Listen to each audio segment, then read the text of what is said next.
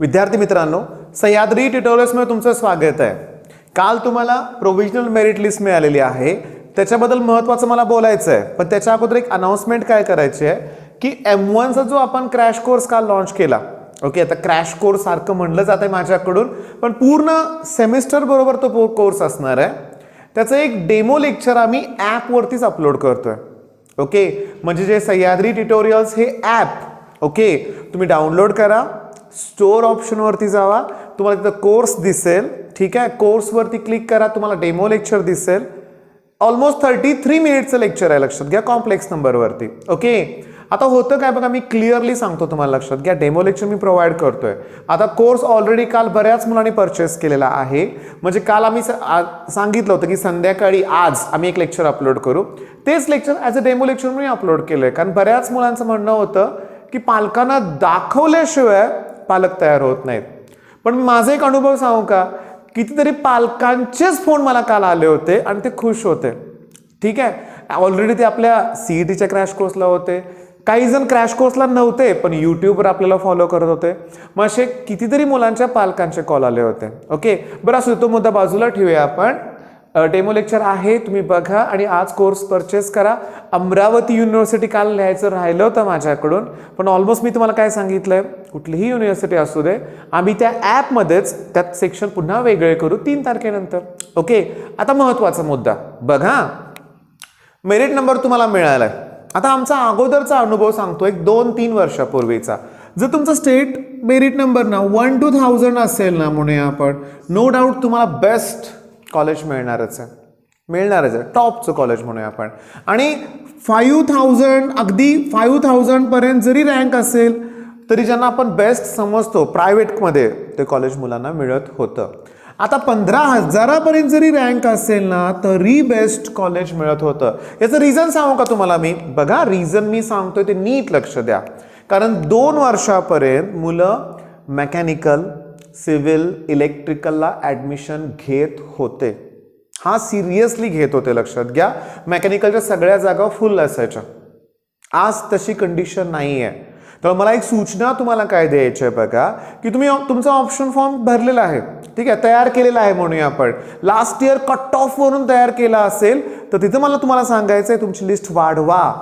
का? कारण मला असा अनुभव आलाय ह्या एका आठवड्यात की कुणालाच मेकॅनिकल, सिव्हिल, इलेक्ट्रिकलला, म्हणजे तसं सगळ्यांना म्हणत नाही मी, खूप कमी मुलं आहेत की जे मेकॅनिकल, सिव्हिल आणि इलेक्ट्रिकलला जाणार आहेत, ओके।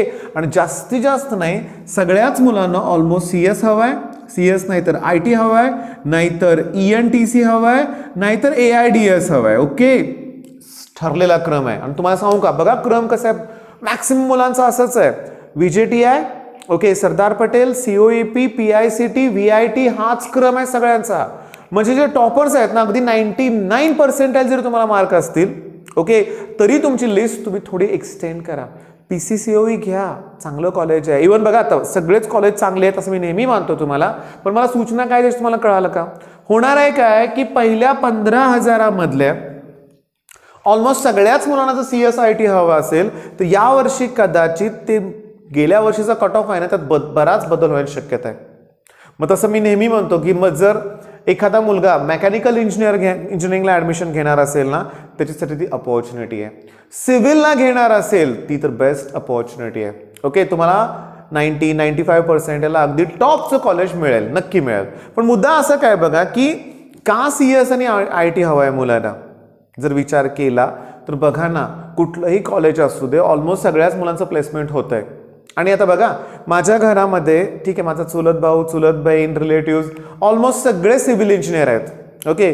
क्लास 1, क्लास 2 पोस्ट त्यांना मिळालेली आहे, पण त्यासाठी स्ट्रगल करावा लागलाय। तुम्हाला माहिती आहे, तुमच्या घरात कोण ना कोणतरी MPSC, UPSCची तयारी करत असेल, नाही ना, तुम्ही ॲस्पिरंट ही वेब सिरीज बघितलीच असेल, लक्षात घ्या की तुम्हाला ती पोस्ट मिळवण्यासाठी प्रचंड स्ट्रगल करावा लागतोय।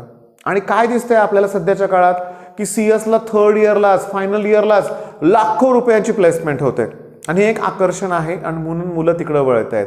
पण नो डाऊट बऱ्याच मुलांना कोडिंग आवडतंय, त्यांनी CSला घ्या, काही प्रॉब्लेम नाही, जे आवडते ते करायचं आहे। पण महत्त्वाची सूचना मला काय द्यायची आहे की तुमचा मेरिट नंबर जो आहे ना, ओके, तो असू दे, किती छान असू दे, पर्सेंटाईल किती आहे, 97 असू दे, 98 असू दे, फक्त लास्ट इयर कट ऑफ नुसार तुमची लिस्ट ठरवू नका, ती एक्सटेंड करा.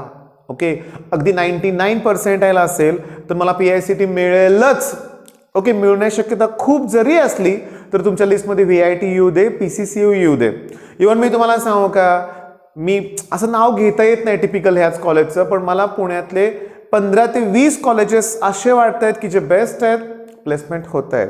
मग ही नावं घेतली मग काय हरकत नाही. म्हणजे असं राहू नका भ्रमात की 99.3 पर्सेंटाईल आहे म्हणजे हे काय मला मिळणारच आहे. नाही, चेंजेस करावे लागतील, लिस्ट प्लीज वाढवा.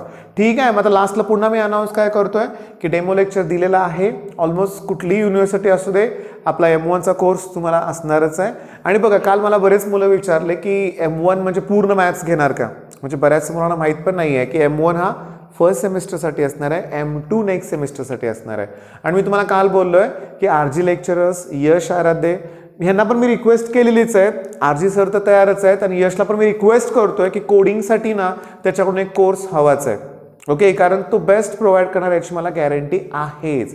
मग ठीक आहे मित्रांनो, ऑल द बेस्ट, धन्यवाद.